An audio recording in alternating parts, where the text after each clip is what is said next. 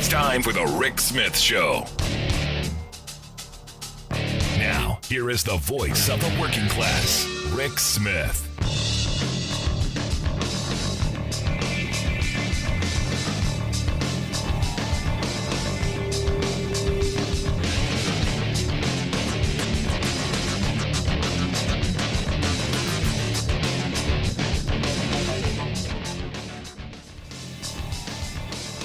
And welcome, brothers, sisters, working class heroes.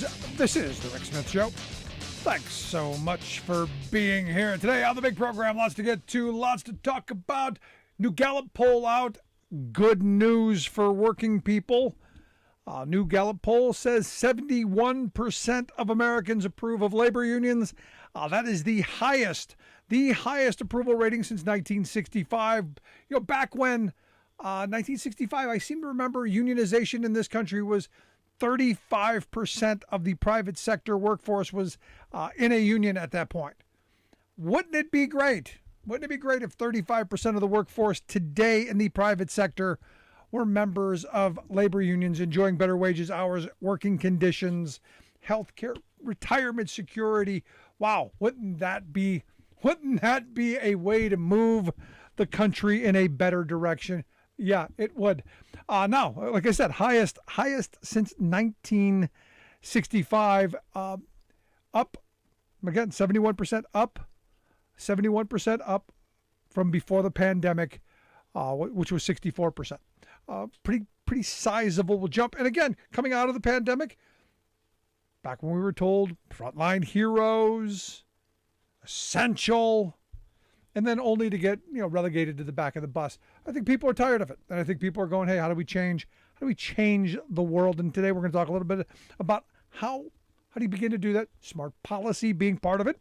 Also today, lots of focus on the new economy, moving the country forward, the clean, green energy sector, lots of manufacturing jobs being announced, and the announcements coming fast and furious. The Wall Street Journal is saying that what we're seeing is globalization in reverse. Yep. They said, look, after the COVID-19 pandemic, basically upended our entire supply chain, which, predictable things that I've been talking about for years. They say that U.S. companies are bringing jobs back to the U.S. and beginning to process closer to home. And you go, yeah, you should have saw that. This is why you pay the smart people the big money to know this stuff. Although the greed got to them, man. That next quarter, the bigger checks, and then the pandemic hit, and the reality that it's not all fun and games. Now, again, we're going to see lots of investment moving forward. I saw First Solar. They're going to be investing $1.2 billion in U.S. plants because, hey, solar power, yeah, duh. But we've also got a policy in place that's going to move us in that direction. Corporate America, capitalism, going to feed that demand. Smart. It's been my view that had we done this back in the, 80s, when the guy who destroyed the country and moved us in all the wrong directions, Ronald Reagan, ripped the solar panels off the White House. Had we continued down the path that Carter put us on, we'd be so much better off. The globe would be so much better off. Think of the wars. Never mind. That's an exercise in futility, and it's one of those things that I don't even really want to get into. Also, the idea that we're going to start building cars in the U.S. again. And lots of them, the electric kind and the batteries. And this is one of those things where you go, because there have been tons of announcements. GM, Hyundai, Tesla's talking about building a couple of battery plants. There's a bunch of this really good news out there. Honda just announced a partnership with LG where they're considering how they build a 40 gigawatt hours of battery a year, which would, I guess, fuel something like 700,000 vehicles. That'd be good, I think, right? And you go, well, how'd that happen? Well, in order to get the tax breaks, that are in the Biden legislation in order to get the tax breaks that Democrats have pushed through. No, thank you, Republicans, because you didn't come along. You got to build stuff here. Yeah, smart policy.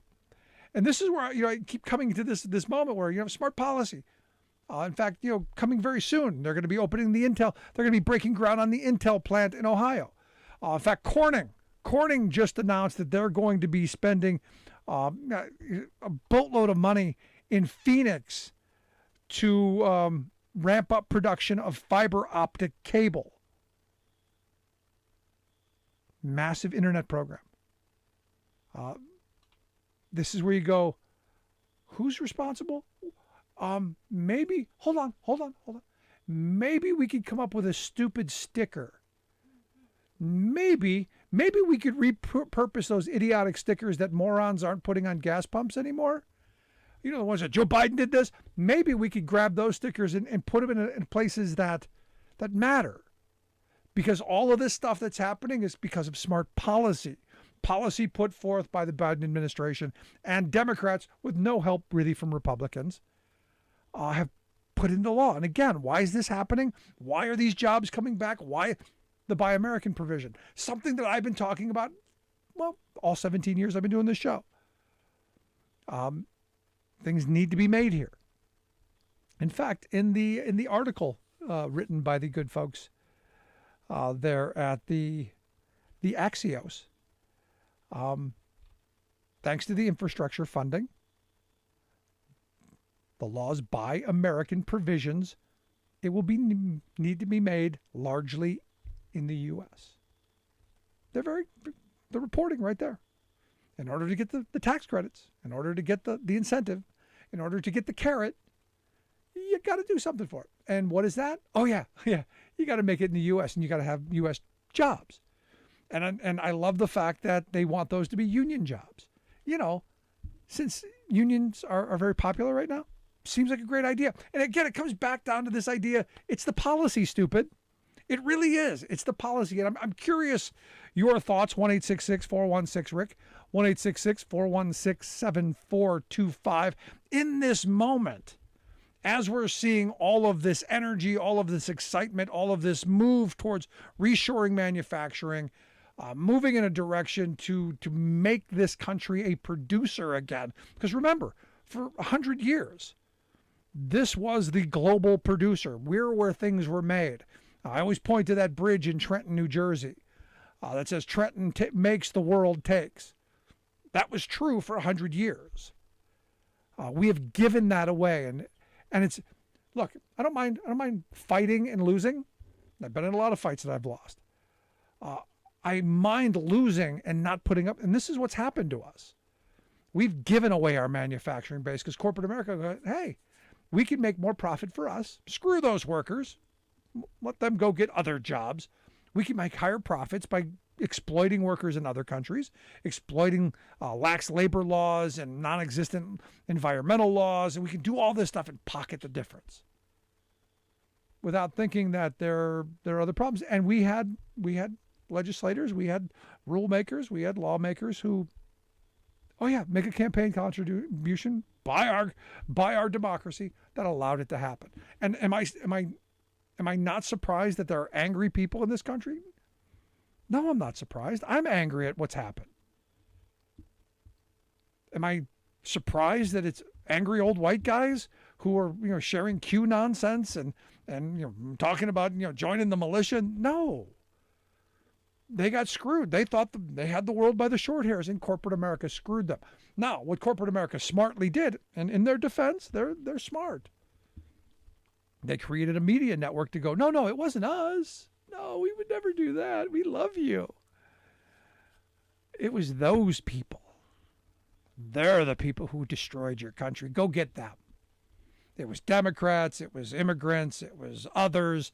And they fed them the red meat daily on a constant basis. Constant outrage candy. While continuing to push policy that made their lives worse. And yet the amazing part of it is, and I go back to the Tea Party movement. And I remember arguing with Tea Party people back then, we're taxed enough already. And I remember going, yeah, working people are. But let's talk about apples and apples and oranges and not get into this hyperbolic nonsense. Who are we talking about taxing? Reagan takes office, top marginal tax rate 70%. He leaves office, it's 28%. Who picked up the difference? You did, dummy. By, either paying higher taxes or getting less and taking on more debt. And where are we now? We're, $30 trillion in debt? We're getting less services. We're getting less opportunities. And oh, by the way, we've got the best democracy corporate America can buy. And now we've got a president. Now we've got an administration that's going, we need to change this. We need smarter policy that's going to help the little guy. We need smarter policy that's going to help the working class. And that's what we're seeing. That's what we're seeing through the infrastructure bill. That's what we're seeing in moving us towards reinvesting through a Buy American provision in all of this stuff. Ensuring that what we, through our government procurement, our tax dollar spends, has a reverberation effect us. This every working person should be thrilled with. But what are we hearing from our Republican friends? Obstruction. Heck, they're already planning to impeach him. They aren't even in power yet. They're already planning an impeachment. And understand, his approval ratings are going up because why? Life's getting better. When that moron McCarthy said, is your life better, 2 years ago? And people are starting to go, yeah, my life's better, much better now than it was 2 years ago. Remember, we were locked down. Gas prices are coming down. Inflation's coming down a little bit. Jobs are plentiful. The economy seems to be moving in the right direction. And oh, by the way, we're beginning to talk about how we move this country's economy in a different place. And this is what I've been saying for the longest time. It's about the policy. It's the policy, stupid. When you allow corporate America to write the policies through their American Legislative Exchange Councils that secretively hand off, here's what we want, and they get lobbyists in there to spend, millions of dollars, whining and dining our legislators. It's not amazing. It's not surprising they get what they want, and we don't. And now we've got an administration that just a little bit is helping working people. And the right and the Wall Street folks and the elite and the well-connected, they don't happy. Not happy at all. Which is why you're seeing the spasms, which is why you're seeing all of the divisive stuff coming out of the think tanks so that the dim can share it without even thought. It's amazing to me. And I'm going to take a quick break here. When we come back, a couple of emails that grabbed my attention. I got a bunch of them yesterday.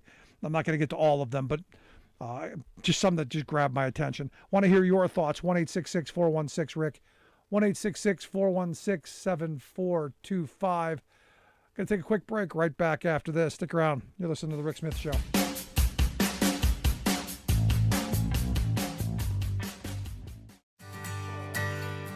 From the steel mills of Pennsylvania, to the auto factories of Michigan, to the modern makers movement, manufacturing makes our nation great. I'm Scott Paul, president of the Alliance for American Manufacturing. We bring business and labor together to advocate for policies that everyone can agree on. Together, we can strengthen manufacturing and create good-paying American jobs. Help us keep it made in America.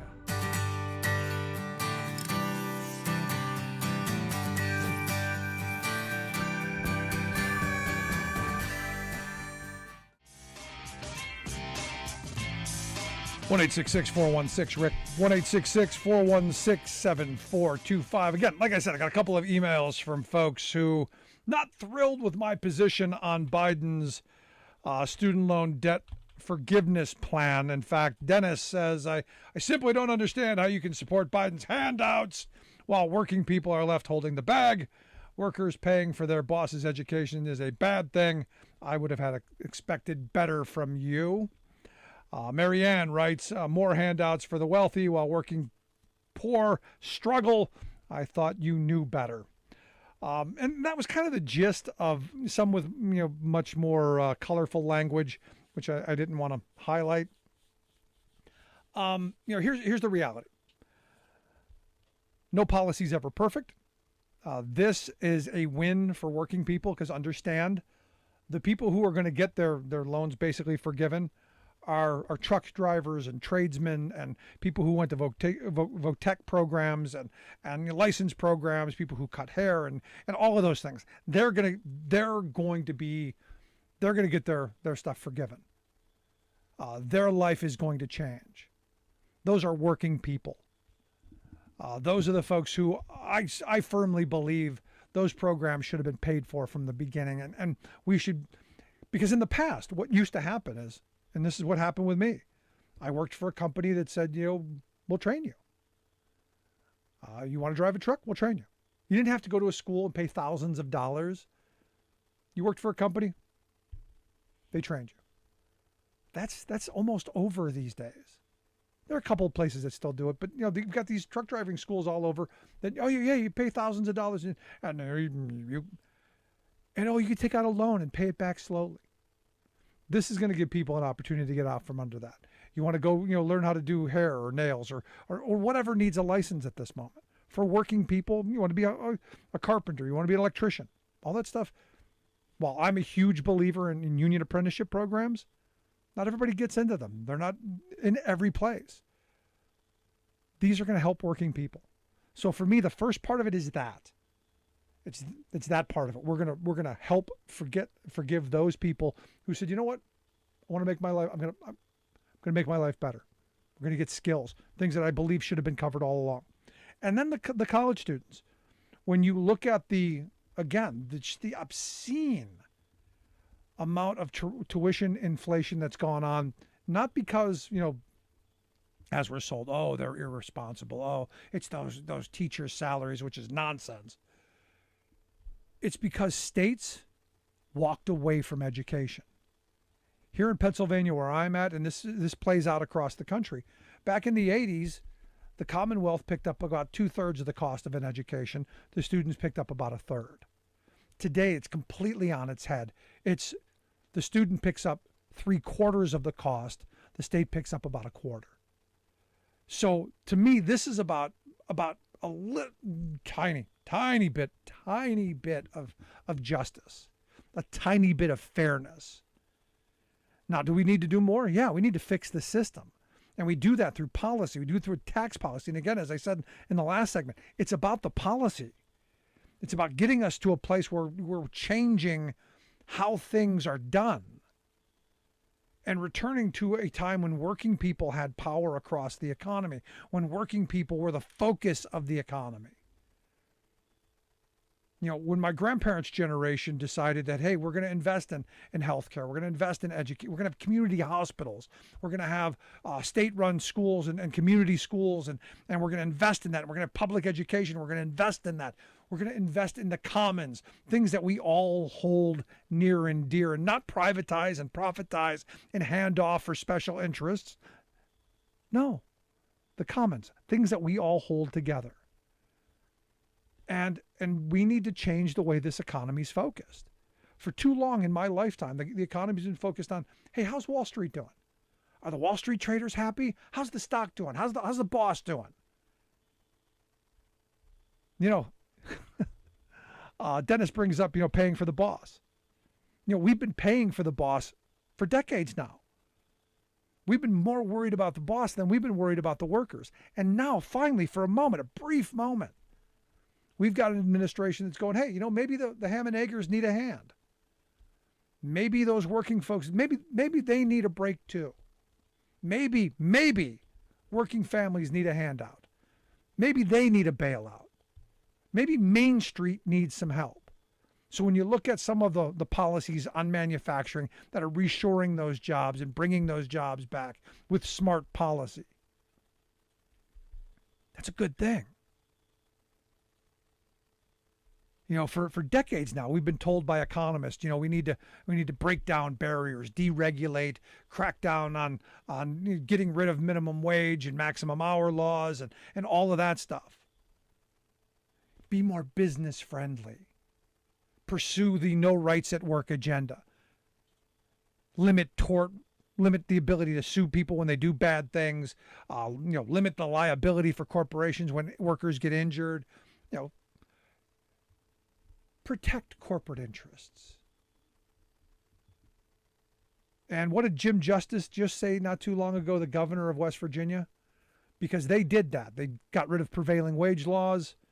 They got rid of, they passed a right to work law, and Jim Justice said it didn't work. Jobs didn't come flowing in, just made conditions worse. And that was the point of it. It was to make conditions worse for working people and, more profitable for the folks at the top. Because it's about squeezing that quarter till the eagle screams, or that worker until they scream. But am I surprised that this issue is got people, especially working people who didn't get to go to college, upset? No, I'm not surprised at it. Because they play on that jealousy. They play on that anger. They play on ripping us apart. I look at it as, look, I got screwed too. I didn't get to go to college when I wanted to. But I'm looking at it from my kids. How do we fix this system? How do we take this, build on it, and move forward? And for your kids in the future, this is repairing a system that has taken decades to break. How do we move in a direction that undoes the damage that they have caused? That quote unquote the smart people, our economists who said, "Oh no, we'll take care of the poor." But working people, no, you got to pull yourself up by the bootstraps. We'll take care of the really poor, the deserving poor, the ones who are really, we'll help them begrudgingly, of course. But you in the middle class, you working, you keep treading along. No help for you.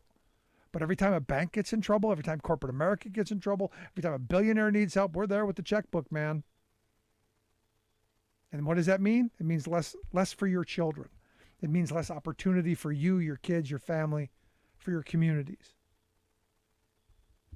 We need to be talking about how we encourage better trade policies that encourages job growth at home. We need good quality jobs. We're talking about job creation and what kind of jobs. Not just, hey, we created jobs. No, what kind? We need full employment that has prevailing wage laws in place that ensures that those are good wage jobs. We need strong unions and strong collective bargaining rights. Stop with this deregulation mantra and this craziness that's just been a race to the bottom and made all of us worse off while enriching a handful at the top. That's what we need to be doing. And thank goodness for Joe Biden and this administration for doing some of that. Is it enough? No, not yet. But they're trying, which is why the right's losing their mind. Love to hear your thoughts. Email me, rick@thericksmithshow.com. Quick break. Right back.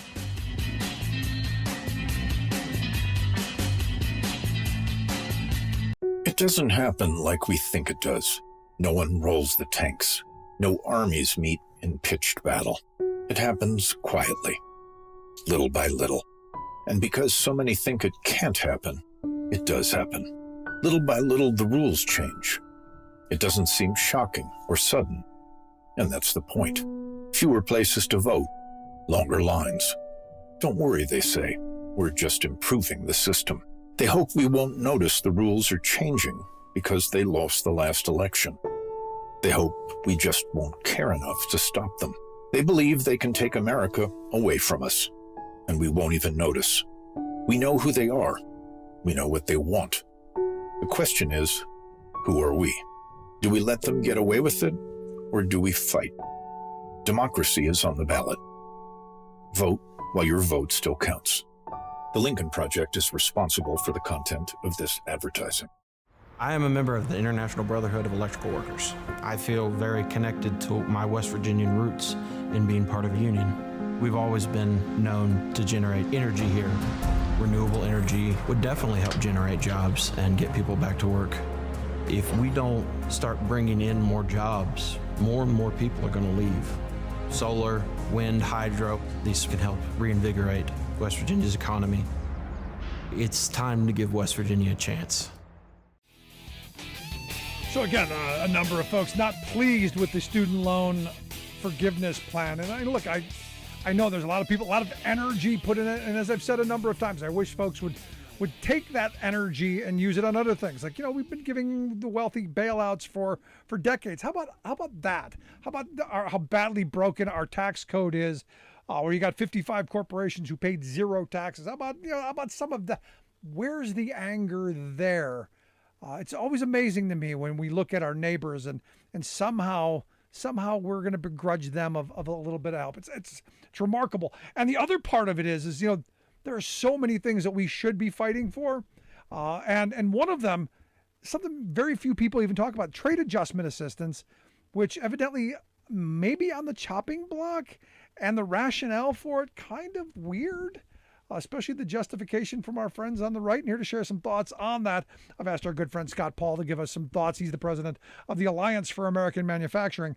AmericanManufacturing.org is their website. Scott, thanks for taking time for us.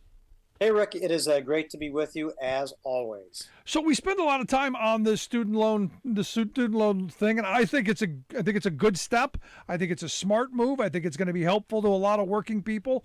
It's been shoveled at us as divisive, but there's a lot of things that we could be fighting for in addition to this that I think are just as important, and trade adjustment assistance being one of those things. Yeah, it is. And I mean, the odds are, if you're listening to this, you have no idea what we're talking about, trade adjustment assistance. You only know about it if you need it. And you need it if you work in a factory or a related facility, and that factory closes down or has layoffs because it's shifting the production overseas, or it's closing down because imports are coming in to the United States that are replacing the product that you once made. And it's a program that's been in the law since the early 1960s. And it provides some benefits for workers to get back up on their feet. Rick, I'm sure you know workers who have had trade adjustment assistance benefits as well. And it's not a perfect program, but it provides some retraining funds, some other kinds of income support, even some healthcare support in some cases. But here's the rub. A lot of these Republicans who criticized the student loan relief that the president announced said they did so because it's not going to help anybody who doesn't have a four-year college degree, right? So here are these people, and most of the recipients for trade adjustment assistance do not have a four-year college degree. They're working people who went into the factories right out of high school or with a tiny little bit of training, and Republicans want to eviscerate this program. In many cases, they think the benefits are too generous, or they don't think it should be applied as broadly as it is. And they always want to hold it hostage to get something that they want, like more free trade agreements. So we've got to call their bluff on this, because unfortunately, while we are seeing a lot of new factory announcements in the U.S., we're still seeing factories shut down. I mean, John Deere announced just within the last month that it was shifting some tractor production to Mexico. So this is still happening, and workers need this assistance to get back up on their feet. How does an American icon like John Deere leave this country? How do we not hold them just absolutely accountable? How is that not an absolute PR nightmare for them? Yeah, well, I agree, and they're doing really well. I mean, they are enormously profitable. In fact, they sold out of tractors for the second quarter of this year. They're like oversubscribed, but it's about greed. And again, you'll have people who will give John Deere a break on this, or if you bail out the big banks, they'll give them a break. But young people and others who are struggling because of the high cost of higher education, forget about it. We don't want to help, a lot of people who could really use the help. Let's help out the financial institutions that in good times make billions and billions of dollars, and then come to the government if they hit one downturn. Yeah. That's not That's not, to me, there's nothing conservative about that, and there's certainly nothing compassionate about that approach as well. No, now back to this trade adjustment assistance. The argument that they make is, well, we're bringing jobs back. We don't need this. I think you absolutely do need it because, as you pointed out, there's still places that are still leaving. And what's interesting to me is in every free trade agreement we have, they include this because they know we're going to lose jobs, even though they tell us we're doing these trade agreements so that we can create more jobs and we can bring jobs to the country, and that's how they've always sold them. And yet this trade adjustment assistance, which is very meager, look, this isn't living the life of luxury. It's nowhere near the wage and the compensation that they lost. In fact, it's small percentages of what the loss is. It's interesting to me that this doesn't get the kind of anger and outrage and attention that a meager amount of money to students would get. Yeah, this is, you're right, Rick. This is just a safety net program. This isn't designed to be perpetual income support. This is like a bridge to get back into the job market, but to also find a way that you aren't going to have to go deep into debt to pay your bills. When you have that transition. And Republicans in particular who oppose this are just so hypocritical about it because they will say they want to, what's Washington is screwing blue collar people because none of the stuff that Washington is doing applies to them. And then they're the ones who actually want to hold back some sort of a safety net for blue collar workers who lose their jobs because in some cases of the very trade agreements that these Republicans have supported over the years. So it's the bottom line is we have between now and October 1st to reauthorize this program in a way that it won't revert back to an even smaller set of benefits and apply to an even smaller class of working Americans. For instance, if it gets rolled back, it won't include workers who've lost their jobs to trade with China, simply because we don't have a technical free trade agreement with China, where you and I know we still face a lot of competition from China, and there's a lot of jobs that have been displaced in the United States because of that lopsided trade relationship that we have. No, I mean, it's crazy. And what you're talking about here is a little bit of extended unemployment while people get additional training or pursue other opportunities to get the training that they need. This isn't, as I said, even anything close to what they're losing, but it's a helping hand to move them in a direction to get, some different skills. And it's amazing to me that anyone would stand in the way of this. For any reason whatsoever. But again, you don't have to come along with this. It's just to get another one of those moments for our listeners to remember. This is why I always say Republicans hate working people. It just seems to be another thing that a glowing bulb that jumps out. You're listening to the Rick Smith Show here with Scott Paul. Scott is the president of the Alliance for American Manufacturing, AmericanManufacturing.org, the website. You can check out the work that they do there. Now, the good news. Headlines, tons of them. The clean energy manufacturing announcements coming fast and furious. Solar panels, batteries, electric vehicles, chips, fiber optic cables, all kinds of stuff being, plants being broken ground. We may start making stuff again in this country. Well, we may. That's right. And so this is exciting. And I think it's exciting for two reasons. Number one, if you and I would have talked a year ago and I would have said, Rick, one of the biggest things that's going to happen in 2022 is that we're going to see so many announcements of new factories in the United States that are going to employ thousands of people that you won't even be able to keep track of them all.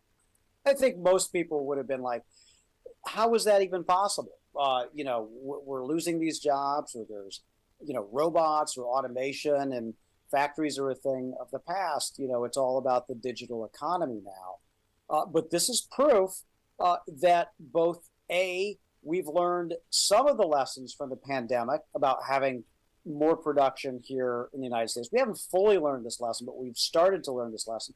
And B, policy makes a difference. If you actually have public investment in our infrastructure, in clean energy, if you actually have procurement policies that say in order to get that public investment, you have to manufacture it in the United States. If you have tax incentives that encourage consumers to buy these products that are made in the United States. And finally, if you have some trade enforcement and you mix all that together in a stew, you're going to get a bunch of these factories pop up all over America. And that's exactly what we've seen. And we've seen a lot of these announcements just over the last week across a broad range of products, from broadband, fiber optic cable, to solar panels, to electric vehicle batteries, and the list goes, and semiconductors as well. And so that list keeps growing and growing. What we need is someone with a big giant sign to go to all these places, and with the, like those idiotic stickers they were putting all over gas pumps. Joe Biden did this. We need someone with a giant sign to put those out front of all of the groundbreakings that are happening. Because look, this is because of those policies. Yeah. Comes back down to the policies. It's the policy, stupid. It's that simple. Yeah, 100%.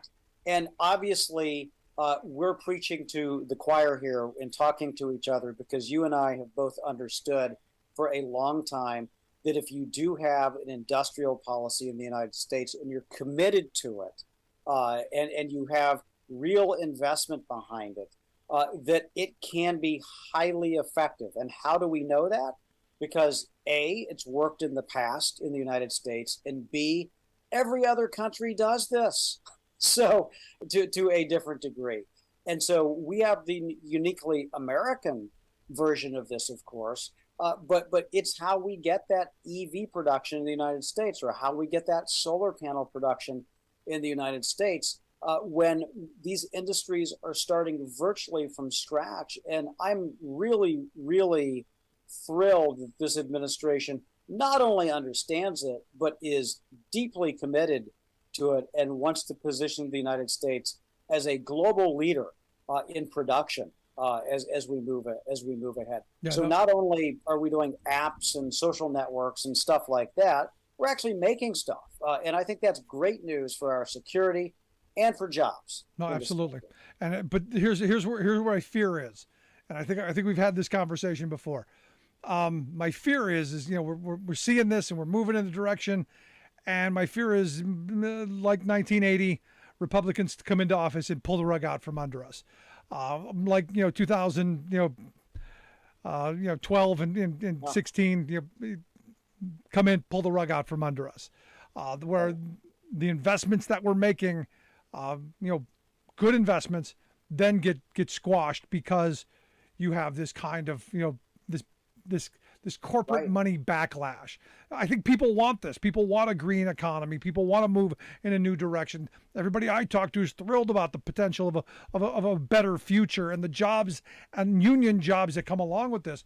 My fear is, seen this movie. Yeah, and that is a legitimate fear. And I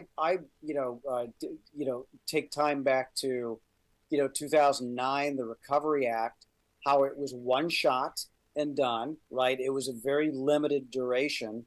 And then you had Republicans sniping at it the whole time. The thing that I'm hopeful sets these latest actions apart, particularly the infrastructure and the chips, is that both of those bills passed with bipartisan support. I mean, it wasn't overwhelming Republican support, that's to be sure, but there were enough Republicans that made it bipartisan.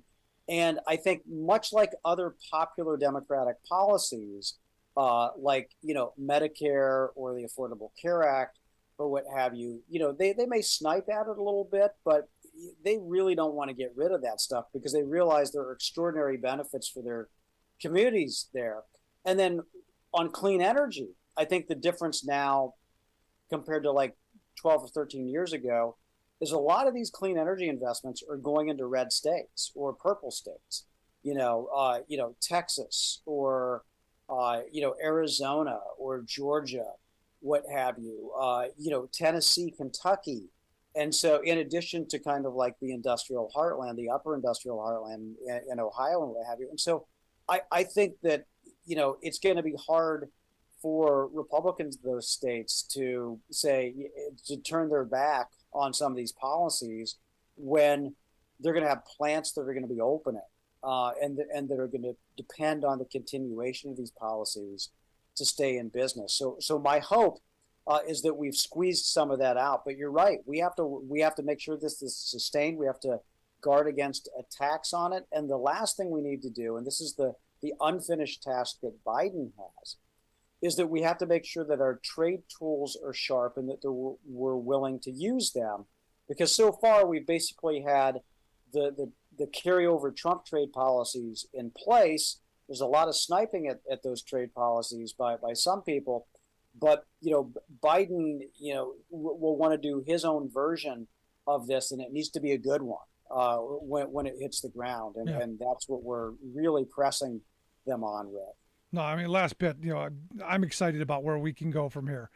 The idea that you're bringing manufacturing back, and with that, the entrepreneurial mind, the tinkering, the idea of what could come next. Because when you have manufacturing, you have people who are going to go in their garage and trying to figure out how to make things better. And that our history has been that of tinkerers and inventors and people that that think the next down the road of what could possibly be. I'm excited about the future. Yeah.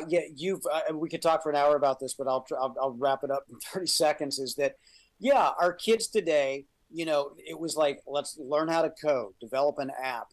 Our kids tomorrow, I hope it's get back to that tinkering to see how you can become more self-sufficient from a green energy perspective, or make that next big thing here in the United States, because there will be far more opportunities to do that today than there were 5 or 10 years ago with these policies in place. Absolutely. Scott, I appreciate the time. As always, great stuff. Good news. Always great when we have both of those things. Thanks so much. Totally agree. Rick, thanks so much for having me on. Anytime. Our good friend Scott Paul, the Alliance for American Manufacturing, AmericanManufacturing.org, their website. Check it out. We'll get links out on social media. Quick break. Right back with your thoughts. 1-866-416-RICK, 1-866-416-7425. Right back.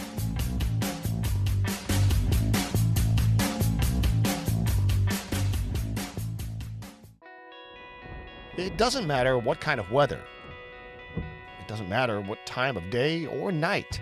When Mother Nature's done her worst, the only thing that matters to us is keeping the lights on for you. The hardworking women and men of the International Brotherhood of Electrical Workers, dedicated to keeping the power on in communities all across the country. Because when bad weather strikes, we know what matters most. IBEW, the power professionals. The best way to strengthen America's economy? How about investing in America's fastest growing industry? Clean energy. It means millions of jobs that pay well and can't be outsourced, and lower utility costs for families. Congress, let's get it done. 1-866-416-RICK, 1-866-416-7425. Let's go to the phones. Got Alice on line 1. Alice, how are we doing today? We're doing. How about yourself? I'm living the dream. What's on your mind? Well, what I wanted to say was, hopefully, that more people, once everything starts to go into effect with the new jobs and whatnot, that people will decide that, we could tinker with it and improve that. And the thing is, you need people. Really, everything goes hand in hand. I know I'm sounding very disjointed, but things go hand in hand when you have to have money and you have to have an education. And those two things go hand in hand, because if you think something scientifically that's wrong, you're not going to get anywhere. And I think the big thing is, once, hopefully, things start to go back to a little bit more towards the sane side, that we'll start to see people, tinkering more, wanting to expand the horizons, educate themselves so they have a chance to go out there and improve things. That's the hope. When the economy gets better, people's lives get better, maybe they're not as angry anymore. And maybe we move in a better direction. That's kind of the hope where my mind goes. Appreciate the thoughts. Bye. Good stuff. But this is the thing, and this is why it's amazing to me that Biden's approval ratings aren't higher, because lots of good stuff. Lots of good stuff. Lots of stuff that any administration, especially the last one, would have been thrilled to get done. And, for me, it comes back to something, that my high school government teacher said. We're going back a lot of years. It was, government decides who gets what. Our government decides who gets what. And for too long, our government's been deciding that the well-connected and the wealthy get whatever they want because they're paying for the campaigns. They're where the campaign cash comes from, thanks to our Supreme Court and the shenanigans there. We're in a moment now where I'm hoping that working people are paying attention, especially as November comes. This is a moment. This administration has doubled down on trying to help working families, has doubled down on trying to invest in a different kind of economy, making sure that there are jobs here, making sure that those jobs are decent jobs, making sure that people have health care, making sure that there are opportunities. And we can argue whether you think it's good enough. They're trying. Unlike the previous administration that got nothing done. Lots of blather, lots of pumping up the chest and chest thumping, but no real action. Oh, well, they did have one action. They made rich people richer. That's their legacy. They own that. This administration is trying to make working people's lives better by creating jobs, by reshoring manufacturing, by investing in this country to leave something better for the next generation. And oh, by the way, creating jobs. And oh, by the way, maybe dealing with the climate problems. So much here, so much being done. And I think we've been trained to not think of our government helping working people. I think we've been trained for far too long to think, well, what? What's wrong? Why would government help us? Why would our government help us? It's for the poor and for the wealthy. Because this is what my high school government teacher said back in the 80s. When asked, which side do you go on? Because a lot of us were trying to decide, well, which political party should we be part of? And he was clear. He said, look, the Democrats are for the very poor and big social programs. And the Republicans are for lesser government and for the very wealthy. It's that simple. The people in the middle, they end up paying for both of them. You have to decide which end you're going to be at, because you're going to pay for both. And it was the more I think back to that, it was kind of a flippant comment. He was kind of just being sarcastic, but it makes worlds of sense. And we now have a bunch of embarrassed millionaires of people who think that they're going to all be Jeff Bezos. And looking behind them at the people who are struggling and with a jaundiced eye. Only now to realize that, life didn't turn out the way that they had planned. And now they're angry because the jobs are gone. The opportunities are fewer for them. And they're ticked. And the wealth class is very happy to use that anger to pit them against everybody else. And this is one of those moments where by bringing those jobs back, and as Scott Paul said, especially into red states, creating living wage jobs for people, better opportunities for the future, and oh, by the way, dealing with our climate issues. Oh, by the way, moving us in a cleaner, greener direction. Changing this country, and for the better. Getting us off the dirty stuff, and oh, by the way, kind of changing the economy. Because, and I've talked about this before, what good is an economy if so many people are struggling to make ends meet? What good is an economy if working people can't participate?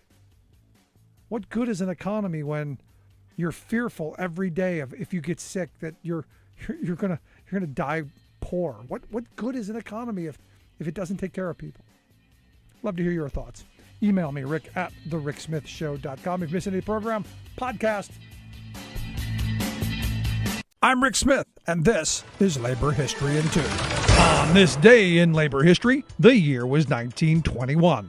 That was the day that one of the most pitched battles In U.S. labor history, the Battle of Blair Mountain began in West Virginia. Coal fueled the engines of industry, keeping the trains moving and the steel mills humming. Labor organizing in the coal fields faced violent repression. The conflict turned bloody at Matawan. Friend of labor, local lawman Sid Hatfield had won a gun battle against armed members of the notorious Baldwin Felts Detective Agency. Then, other Baldwin Felts agents, brought to West Virginia by the mine owners, gunned down Hatfield in cold blood. The miners' anger boiled over. 600 miners gathered under the United Mine Workers of America District 17 banner. The armed miners were determined to march into the state's southern coal fields. Their aim was to promote the union effort and sweep away the gunmen hired by the mining companies. As they marched, more and more miners joined them. As many as 10,000 miners converged on Blair Mountain. The high ground stood between the unionized northern part of the state and the less organized southern mines. At Blair Mountain, they met Logan County Sheriff Don Chafin, who had amassed an army of 3,000 armed men to repel the miners. Chafin's men had dug trenches, blocked roads, and marshaled machine guns to stop the Union men. In the battle that ensued, 1 million rounds were fired. The mine owners hired private planes to drop shrapnel bombs on the miners. The United States Army finally arrived. The miners, many of them World War I veterans, surrendered. Although the owners had won, what occurred at Blair Mountain drew national attention to the unsafe working conditions and the brutality of the coal barons in the coal fields. Labor History in 2 brought to you by the Illinois Labor History Society and The Rick Smith Show.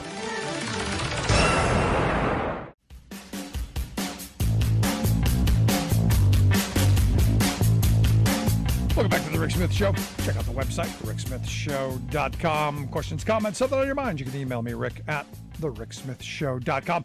So, Dr. Oz, another one of my favorite quotes today. He says, my campaign's been saying a lot of things. My position is, I can only speak to what I'm saying. And you go, hold on, wait a second. Your campaign is saying things? That's you saying things. If you can't control what your campaign is saying, how are you going to control a Senate office? And a staff of, how are we going to know what your positions are? Are you going to be the guy who goes, oh, well, that was a staffer. That's not what I really believe today.